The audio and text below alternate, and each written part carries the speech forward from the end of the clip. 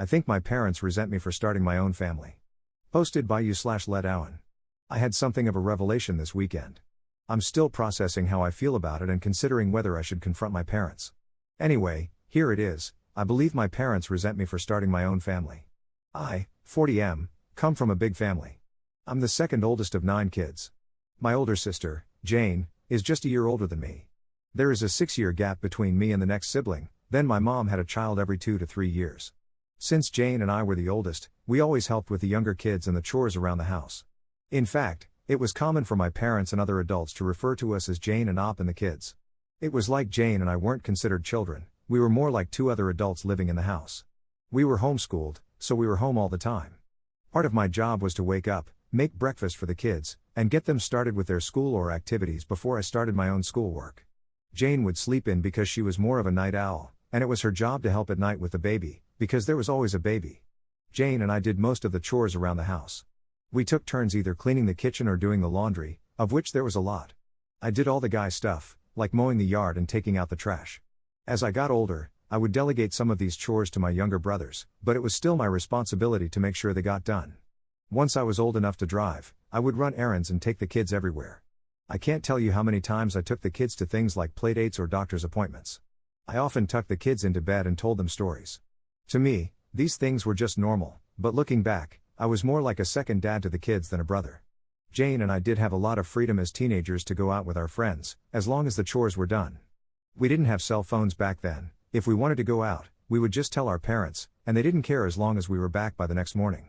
I moved out when I was 20, but I still spent a lot of time at my parents' house, and one of my younger siblings was almost always at my house. One brother, JJ, pretty much lived with me from the age of 14 because he and our mom didn't get along.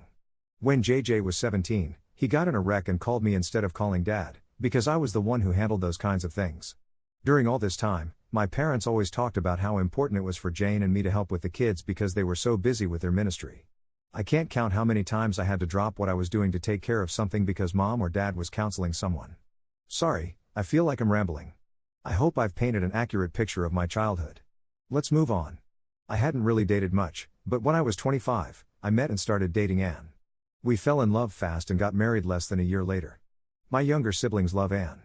She's a great cook and hostess. Our house became the hangout spot. My younger siblings started calling her Mama Anne, something they still do to this day. We've now been married 15 years and have 2 kids of our own. My mom and Jane did not like Anne. Jane and Anne get along okay now, but Anne and my mom do not have a good relationship. I never understood why, but I think I've finally figured out it's because they see Anne as having taken me away. As Anne and I focused on our relationship and started a family, I spent less and less time doing things for my parents. My dad liked Anne at first, but over the past few years, their relationship has soured. Throughout the years, my dad has made comments to me about keeping up my responsibilities. One time, he called me about one of the younger kids, who had gotten in a fight with my mom, and said, "You better get your brother and change his attitude. It's not okay how he treated your mom, and you are going to make him apologize." A few years ago, Anne and I set some boundaries with my parents, telling them we were not going to raise or discipline their kids. Our home is always open to my siblings, but we no longer let my parents try to use us to straighten them up. My parents have not taken this well. About a year ago, Anne injured her foot and couldn't walk for a while. Just as she was getting better, I was diagnosed with kidney disease, which then turned into kidney failure. I've had several surgeries, with another one coming in a few weeks. It's been a rough year. During this time, my parents have not only refused to help, but they've also actively made things harder for us. Things like promising to help with our kids but then canceling at the last minute, usually because something ministry-related came up. Recently, my sister-in-law, who lives in another state, had a baby, and my mom has been staying with her and helping for the past 6 weeks. My sister-in-law has said that Mom is a godsend and is so wonderful. My dad has gone to help every weekend. This hurts me because my mom wouldn't give us a single night to help with our youngest when he was born. Anyway, I'm sorry this post has turned out longer than I thought it would. I needed to get some of this off my chest. This weekend, I was talking to another sister and telling her how I don't understand why Mom and Dad don't treat me like they do the rest of the kids, even Jane. It's like I'm not one of their children. And it just kind of hit me that they resent me for getting married, starting my own family, and leaving them to raise their own kids. Part of me is relieved to finally realize why they treat me like they do, and part of me is sad. I'm kind of scared about this upcoming surgery, and I really wish I had a parent I could talk to about it. But I don't feel like I have parents, just some people I co-parented my siblings with. /relevant comments. Commenter. Your parents used religion as an excuse not to parent. It was extremely poor parenting, and it was wrong of them to expect you to do the job they should have been doing. Your parents need a wake-up call about their selfishness. Hit them hard with what they've done wrong, then go no contact. You don't need that kind of negativity in your life. Ops response. That's hard to hear, but you might be right. Commenter 2. Your parents seem so absent from your life. I am so sorry that has happened to you. Take this time to focus on your real family, your wife and kids.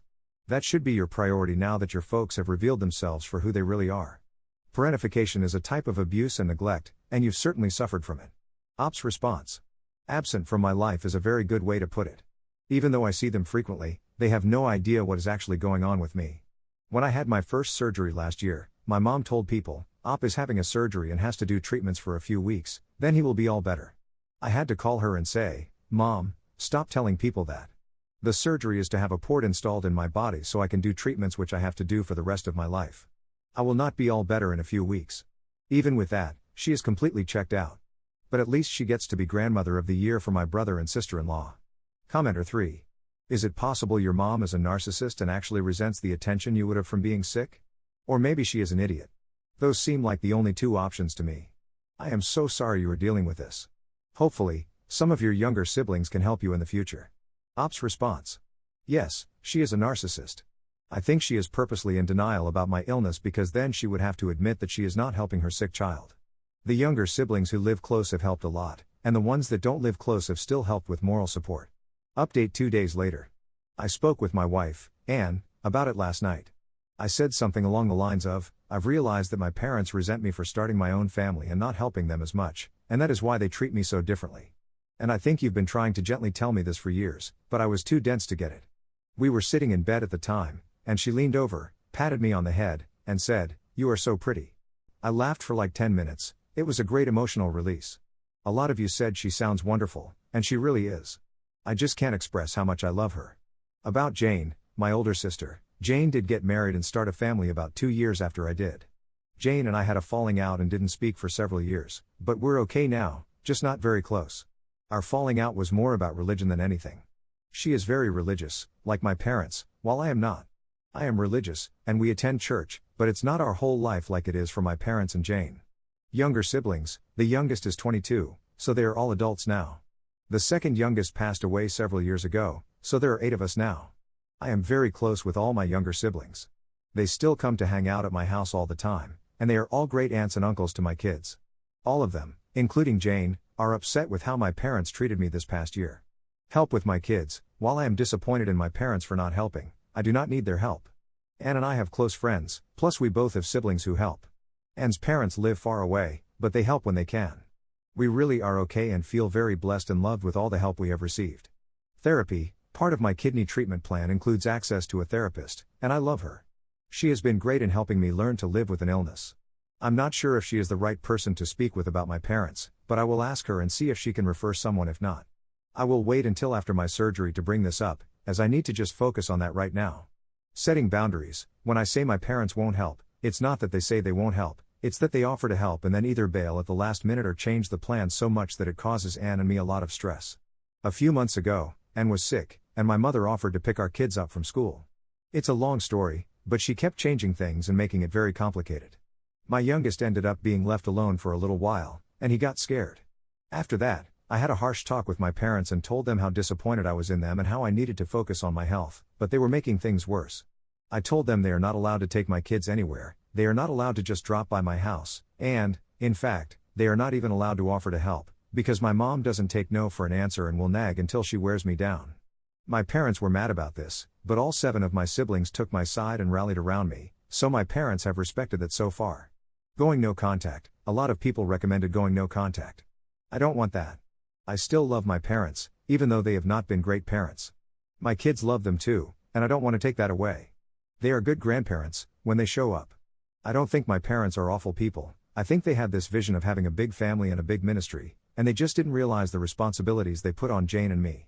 I have spoken to them in the past and expressed how it was messed up that they put so much on us as kids, and they have apologized. Putting my parents on blast at their church, several people recommended going to their church and telling people how they have treated me.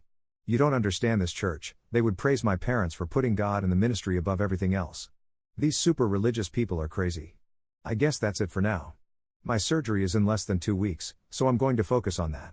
I'm going to put this thing with my parents on the back burner and later decide what, if anything, I'm going to do. Thanks again to everyone for your comments, it has really helped me work through some feelings.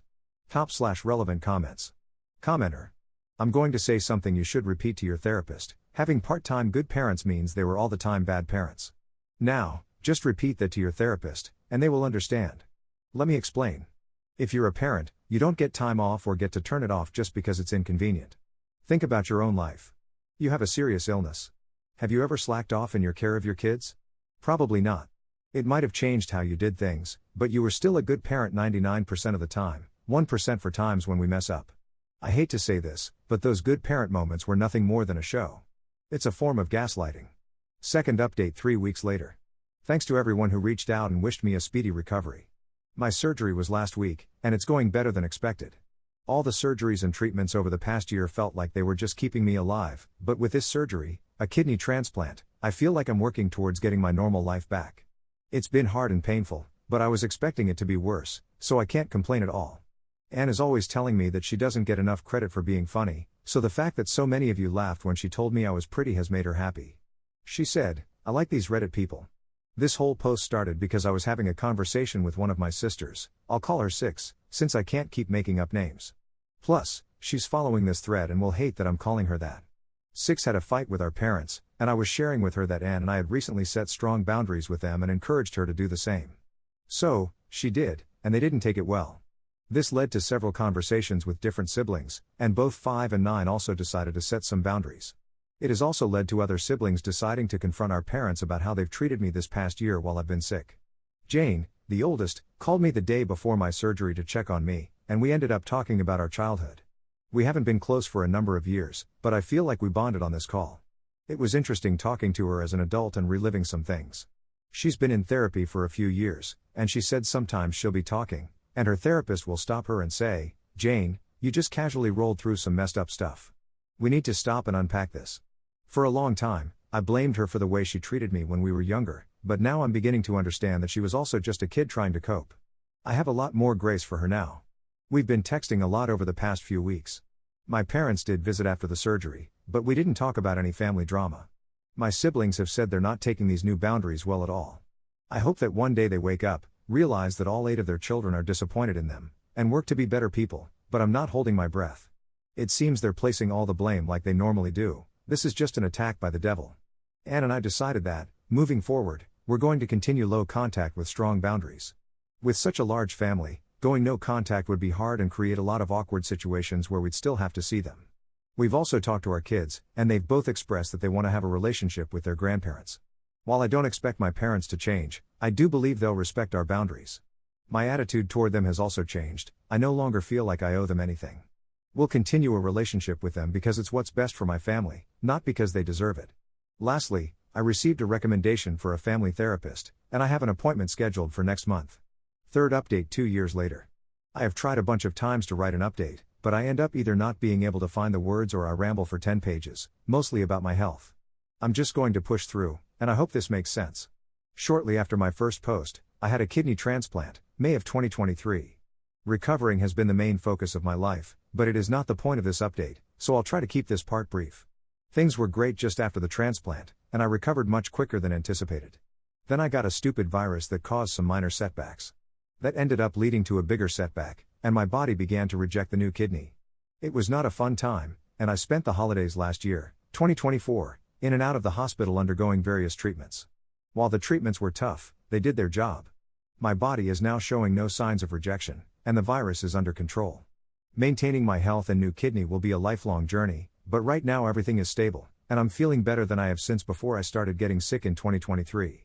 I had talked about how my older sister, Jane, and I didn't speak for years, and when we finally did, we kept our distance.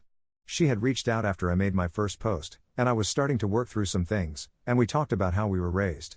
We had both recently learned the term parentification, and we talked about that. We trauma bonded, another term I had recently learned, and started talking more. Her family ended up coming to town late in 2023 and stayed for a few weeks, and we really got a chance to talk and connect. I had judged her harshly for things she had done during our childhood, but came to realize she was just a kid who was under a lot of pressure, Forced to raise a bunch of kids, and she was desperate to have some control in her life, and it just happened to be me. There were lots of tears and apologies on both sides because I was not always kind to her either. We have become closer than we ever have been and talk a couple of times a month. My family is going to visit her family this summer. Our kids are excited, as they have become close as well. I'm not sure how to tackle this next part about my parents. My first post was prompted because some drama with my parents and several siblings had come to a head, including how my parents had not been helpful while I was dealing with my kidney issues. We all banded together and set strong boundaries with our parents, which they did not take well at first. Someone said, "It sounds like you and your siblings are bullying your parents into being better people, and that might be the best way to describe what happened." Just before my surgery, I had a very blunt conversation with my parents. I had prepared for it and written out key points I wanted to say. I was not angry when we spoke and just clearly laid out several examples of how they had not only failed to help but had made things harder for my family while I was sick. I basically told them I did not need or want their help because I could not trust them. Something about that, and my siblings all coming together, seemed to make something click with my dad. He didn't say much at the time, but he also didn't defend himself or try to shift the blame. Over the next few months, they would text about once a week to check in. If we were feeling up to it, I would invite them to stop by, and they did. A few times they offered to drop off a meal, and we accepted. The few times I was not feeling up to it, they did not push. This was all part of the boundaries I had set, and they respected it. A lot of things started changing over that year. Honestly, I think someone showed them my post, my siblings all knew about it, and I think everyone in the comments calling them out had an effect. So thanks to everyone for that. They quit their church, which was a shocker to all of us. Mom called several siblings and asked for specific examples of how she had let them down, and actually listened and didn't defend or deflect. The last of the younger siblings moved out on their own, and that really changed the dynamic of their relationship. I can't say exactly when or why it happened, but over the course of 2023, things changed, seemingly for the better. My parents started doing more things with my kids and actually showing up for events. I saw they were making an effort and had a talk with them, telling them that if they really wanted to connect, they would have to find things my kids liked and figure out a way to participate. I told them they can't just plan something they want to do and expect my kids to tag along. My dad found a hobby that my oldest was interested in, and they have gone down a whole rabbit hole with that. My mom and youngest discovered a restaurant they really like, and they go there together. It's not perfect, but they are building a relationship that seems healthy. My wife and I are still cautious but optimistic. As for my relationship with them, I have just kind of disconnected emotionally. As a teenager, I read Ender's Game, and I related to Ender, in the way the adults were always setting him up so that he knew he would never have backup. He had to win on his own or die trying. I felt like that most of my life, no backup, no support from any adult, just me, and later my wife. I've built my own support system with my peers, and that's good enough. I'm glad my kids are finally getting decent grandparents, but I'll never have a serious conversation with my parents about what's going on with me. On hard days, I have my wife and a few close friends, and I feel incredibly lucky, as that's more than a lot of people. Well, I'm going to stop there before I really start to just ramble. Thanks to everyone who has reached out to offer support and kind words. Hearing stories from people with similar backgrounds can be very comforting.